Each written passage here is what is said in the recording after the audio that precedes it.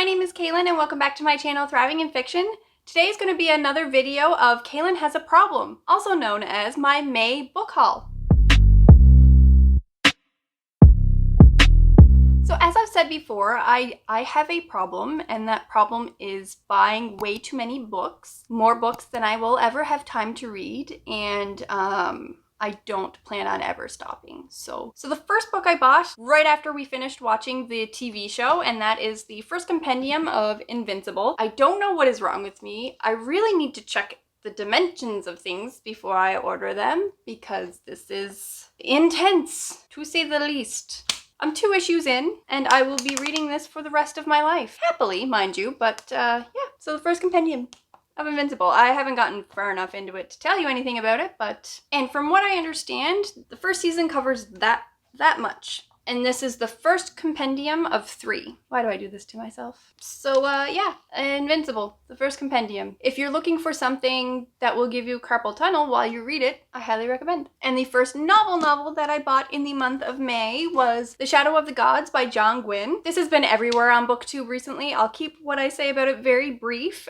This is a Viking-inspired, epic, high fantasy, very violent, very bloody from what I can tell, but everyone who has read it absolutely loves it. I've tried John Gwynne in the past. Malice, I do plan on giving it another try, but it didn't really work for me when I first picked it up. So I'm hoping by reading this one, his newest one, it will give me kind of a sense of where his writing style is going, so that I might be able to appreciate where it began a little bit more. So yeah, and isn't this cover just amazing? Like, look at that little dude. He's not got a prayer. Look at that. So yeah, The Shadow of the Gods by John Gwynne. And the next book I want to talk about that I bought in the month of May is Son of the Storm by Suyi Davis Okambola. And from what I understand, this is an African-inspired high fantasy. It is a debut novel. I believe it's set in a city that has a mystery behind it, so it's kind of an unraveling of the history of the city that it's set in. Other than that, I don't know much else about it. I do like to go into books kind of not knowing a whole bunch about the plot and being surprised. I like to go in with as few expectations as possible, because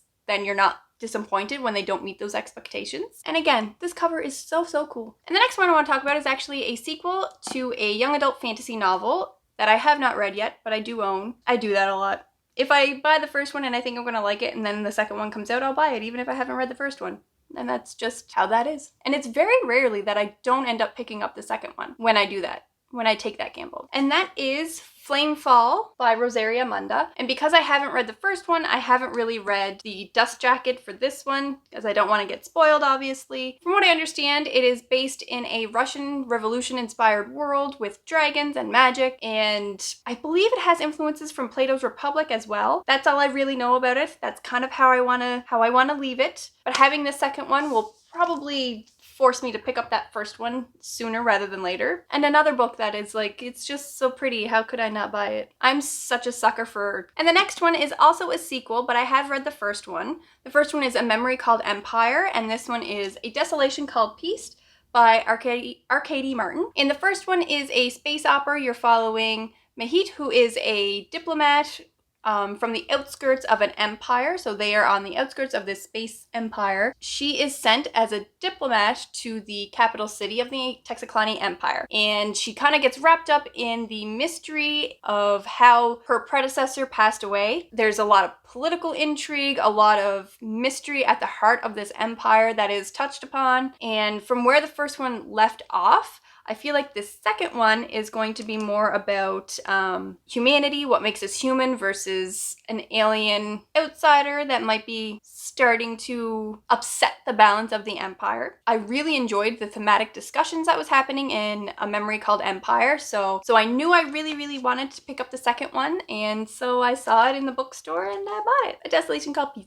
And the next book that I hauled in the month of May is The Conductors by Nicole Glover. So from what I understand, this is set in the heart of Philadelphia, and it follows 2 main characters whose magic comes from the stars and the constellations, and they use this power to help ferry dozens of slaves to freedom during the time of the Underground Railroad. And from what I can tell, at the heart of this tale is a mystery that only the 2 main characters can solve because of their affinity with this star constellation magic. I picked it up because the magic sounded really cool. I love historical fantasy or historical fiction with a fantasy twist, so I thought this sounded interesting, so I picked it up. And the next book that I held in the month of May is Kindred by Octavia E. Butler. And I picked this up because I saw this is all over BookTube recently. From what I can understand, this is a science fiction historical fantasy blend. You're following the main character, Dana, who is a Black woman in the 1970s, I believe, and she keeps getting pulled back in time to, I think, the early 1800s, when obviously times were very, very different and very difficult for somebody who looks like her. And she keeps getting pulled back to this little boy when he's in trouble. And I think every time she gets pulled back, she is stuck in the past for longer and longer. I've read one Octavia E. Butler novel already this year, and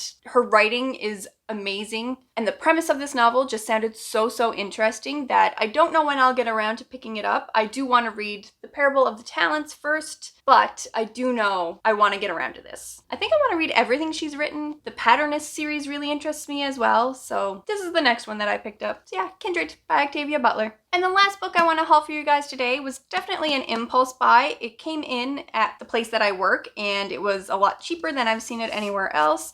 So I just went ahead and picked it up because I fell in love with this author earlier this year. And it is The Unfinished Tales of Numenor and Middle-earth by J.R.R. Tolkien. I'm not gonna lie, I don't know when I'll get around to reading this. If I'll get around to reading this, I'll probably want to read the Silmarillion first. I feel like that's the most popular of J.R.R. Tolkien's work outside of The Lord of the Rings, while still being about Middle-earth. I'm still reading The Fellowship of the Ring right now, so I have a long ways to go in my time in Middle-earth before I get around to this one, but it was there. It matched the rest of the covers that I have. Have I mentioned that I have a problem with buying books? So I bought this one. It was there.